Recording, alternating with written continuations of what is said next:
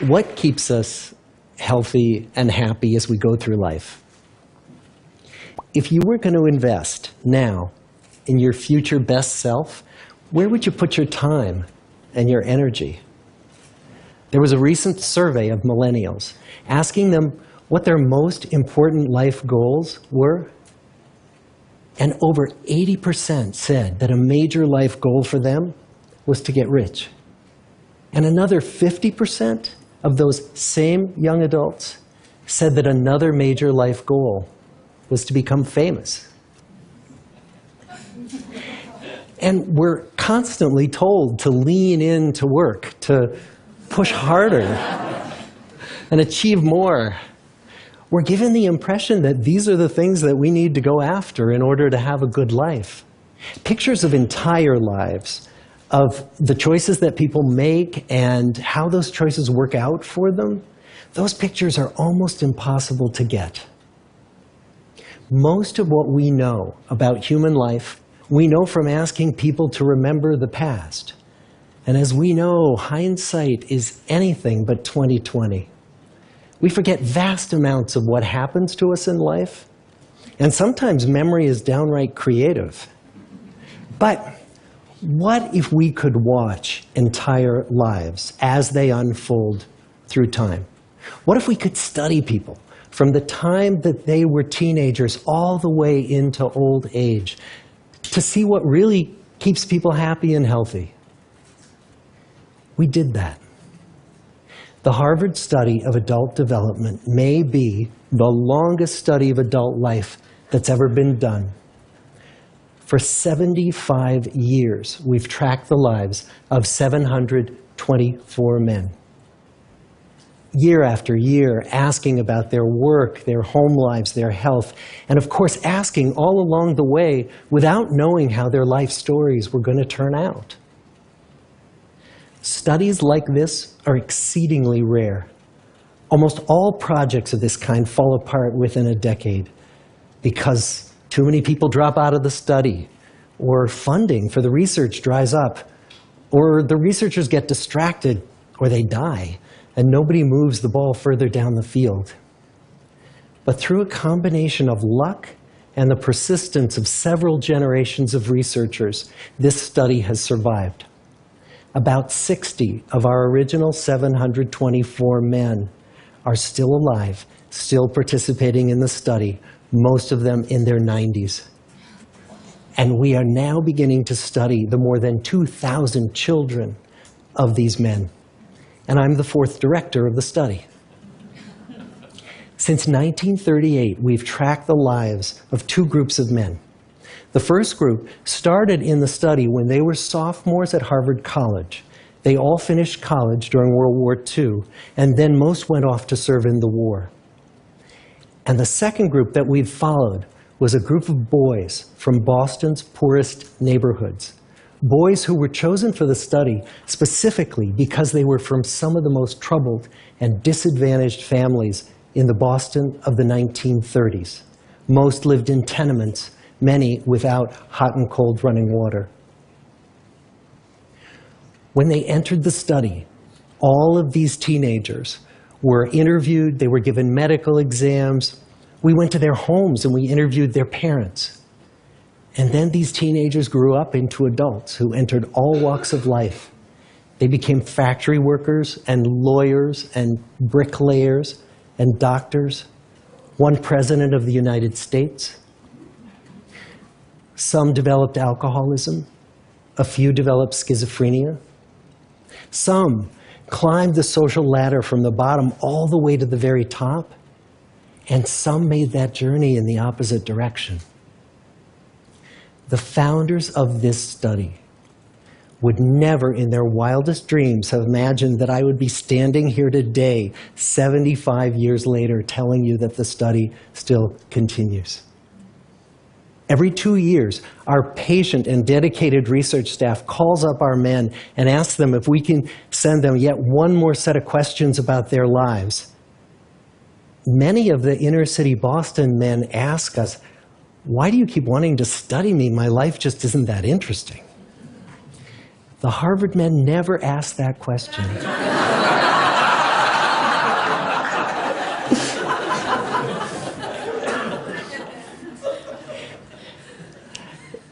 to get the clearest picture of these lives, we don't just send them questionnaires. We interview them in their living rooms. We get their medical records from their doctors. We draw their blood. We scan their brains. We talk to their children. We videotape them talking with their wives about their deepest concerns. And when, about a decade ago, we finally asked the wives if they would join us as members of the study, many of the women said, "You know, it's about time." So what have we learned?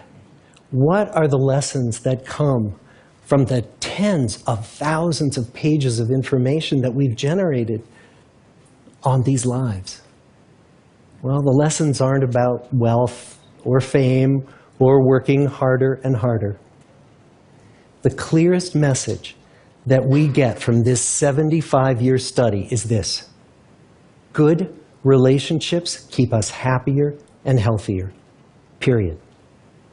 We've learned three big lessons about relationships. The first is that social connections are really good for us and that loneliness kills. It turns out that people who are more socially connected to family, to friends, to community are happier, they're physically healthier, and they live longer than people who are less well connected. And the experience of loneliness turns out to be toxic. People who are more isolated than they want to be from others find that they are less happy, their health declines earlier in midlife, their brain functioning declines sooner, and they live shorter lives than people who are not lonely. And the sad fact is that at any given time, more than 1 in 5 Americans will report that they're lonely. And we know that you can be lonely in a crowd and you can be lonely in a marriage. So the second big lesson that we learned is that it's not just the number of friends you have, and it's not whether or not you're in a committed relationship, but it's the quality of your close relationships that matters. It turns out that living in the midst of conflict is really bad for our health. High conflict marriages, for example, without much affection, turn out to be very bad for our health, perhaps worse than getting divorced. And living in the midst of good, warm relationships is protective. Once we had followed our men all the way into their 80s, we wanted to look back at them at midlife and to see if we could predict who was going to grow into a happy, healthy octogenarian and who wasn't. And when we gathered together everything we knew about them at age 50, it wasn't their middle-aged cholesterol levels that predicted how they were going to grow old. It was how satisfied they were in their relationships. The people who were the most satisfied in their relationships at age 50 were the healthiest at age 80. And good, close relationships seem to buffer us from some of the slings and arrows of getting old. Our most happily partnered men and women reported in their 80s that on the days when they had more physical pain, their moods stayed just as happy. But the people who were in unhappy relationships, on the days when they reported more physical pain, it was magnified by more emotional pain. And the third big lesson that we learn about relationships and our health is that good relationships don't just protect our bodies, they protect our brains.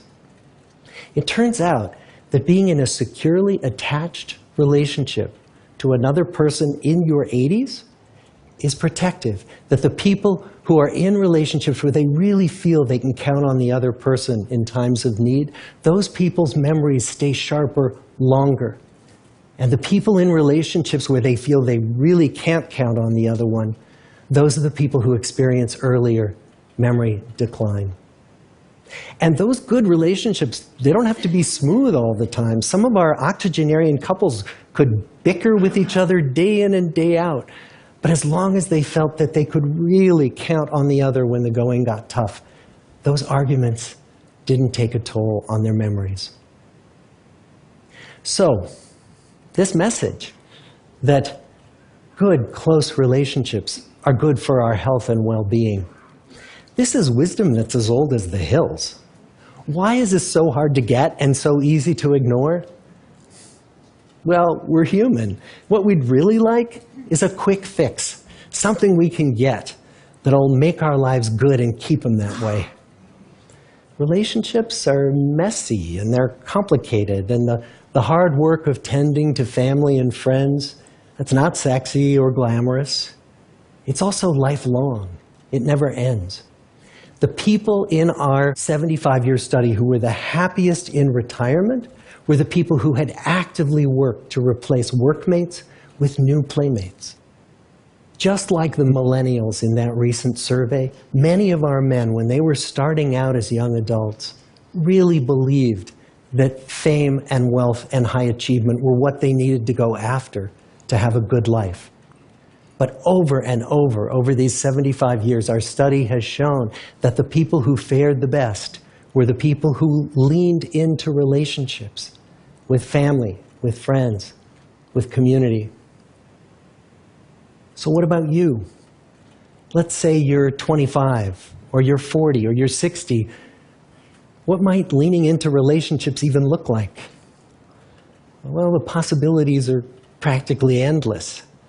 It might be something as simple as replacing screen time with people time, or livening up a stale relationship by doing something new together, long walks or date nights, or reaching out to that family member who you haven't spoken to in years, because those all too common family feuds take a terrible toll on the people who hold the grudges. I'd like to close with a quote from Mark Twain. More than a century ago, he was looking back on his life, and he wrote this: "There isn't time, so brief is life, for bickerings, apologies, heartburnings, callings to account. There is only time for loving, and but an instant, so to speak, for that." The good life is built with good relationships. Thank you.